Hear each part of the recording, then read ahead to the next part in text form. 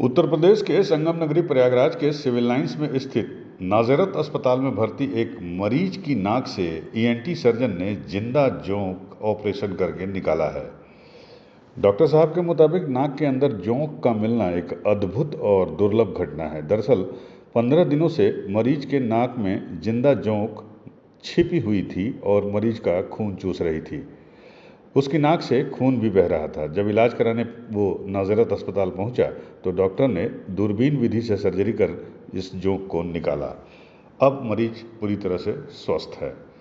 आपको बता दें कि 19 साल के सेसिल एंड्रूस गोम्स नाम के मरीज के नाक में कई दिनों से खून बह रहा था और नाक के अंदर उसे अजीब सी हलचल भी महसूस हो रही थी। वह 2 हफ्ते पहले उत्तराखंड के एक वाटरफॉल के रुके हुए पानी में नहाया था। डॉक्टरों का कहना है कि संभवतः इसी दौरान उसके नाक के अंदर जोंक चली गई, तभी से जोंक उसका खून चूस रही थी। इसके बाद सेसिल ने नाज़रत अस्पताल के ENT surgeon doctor Subhash Chandra Verma से संपर्क किया। डॉक्टर वर्मा की टीम ने दूरबीन से उसका सफल ऑपरेशन किया। डॉक्टर का दावा है कि ऑपरेशन के बाद मरीज अब पूरी तरह से स्वस्थ है।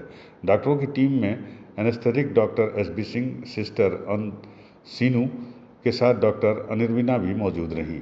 ENT surgeon doctor Subhash Chandra Verma के मुताबिक मरीज के नाक में जोंक काफ़ी गहराई में छिपी हुई थी और उसका खून चूस रही थी।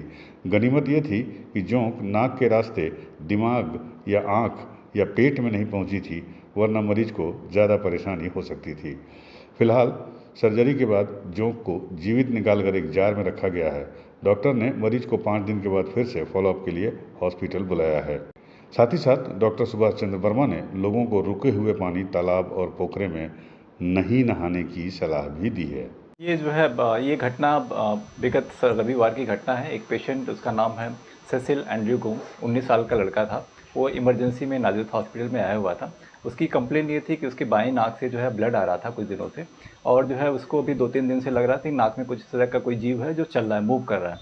फिर जब हमने और जानकारी लेनी चाहिए उससे, तो फिर मरीज़ ने बताया कि 15 दिन पहले उत्तरांचल में मुक्तेश्वर के पास एक वाटरफॉल था, वहाँ पे जो है वो स्नान करने के लिए गया हुआ था। और उसके स्नान करने के बाद जब इलाहाबाद में आया तो फिर उसको 2-3 दिन के बाद से हल्की हल्की नाक से ब्लीडिंग चालू हुई। और फिर उसने स्टार्टिंग में तो इग्नोर किया क्योंकि गर्मी का मौसम था और लगा कि ऐसे ही ब्लीडिंग हो रही होगी।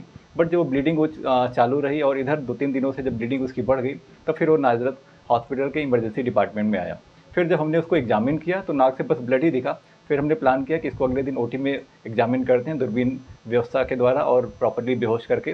फिर जब हमने अगले दिन उसको एग्जामिन किया नाक के अंदर, तो हमने दूरबीन डाल के देखा तो वहाँ पे एक मूविंग जो है जोक जो था इन्फीरियर टर्मिनेट के पास में जो है वहाँ पे चिपका हुआ था और वहाँ पे धीरे धीरे करके ब्लड को सक कर रहा था। फिर हमने जो है एक फॉर्सेप्स होता है जिसको ब्लैक स्लीव फॉर्सेप्स बोलते हैं, उससे जो है पकड़ करके ग्रेजुअली आराम से धीरे धीरे करके उस जोक को निकाला। कि ये भी ध्यान में दिया कि आसपास के जो नॉर्मल स्ट्रक्चर हैं, क्योंकि आई बगल में होती है, ऊपर ब्रेन होता है और भी ढेर सारे स्ट्रक्चर्स होते हैं, नॉर्मल स्ट्रक्चर्स होते हैं नाक के अंदर, उनका कोई डैमेज ना होने पाए। फिर आराम से उसको ग्रेजुअली जोक को निकाल दिया और फिर दोबारा डाल के देखा तो इस तरह बिल्कुल चीज़ें अंदर नॉर्मल थी। और फिर जब निकाल करके फिर अगले दिन पेशेंट को जो है शाम को हमने डिस्चार्ज कर दिया।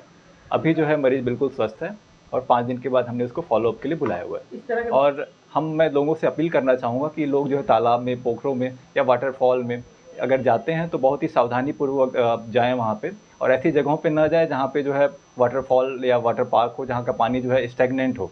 बिल्कुल ऐसी जगह पे जाना चाहिए। आप स्विमिंग पूल में भी जाते हैं तो पानी बिल्कुल सर्कुलेट होता रहना चाहिए, पानी मूव होता रहना चाहिए, पानी को जो है बार-बार उसको यूपी न्यूज़ 9 के लिए प्रयागराज से विमल श्रीवास्तव की रिपोर्ट।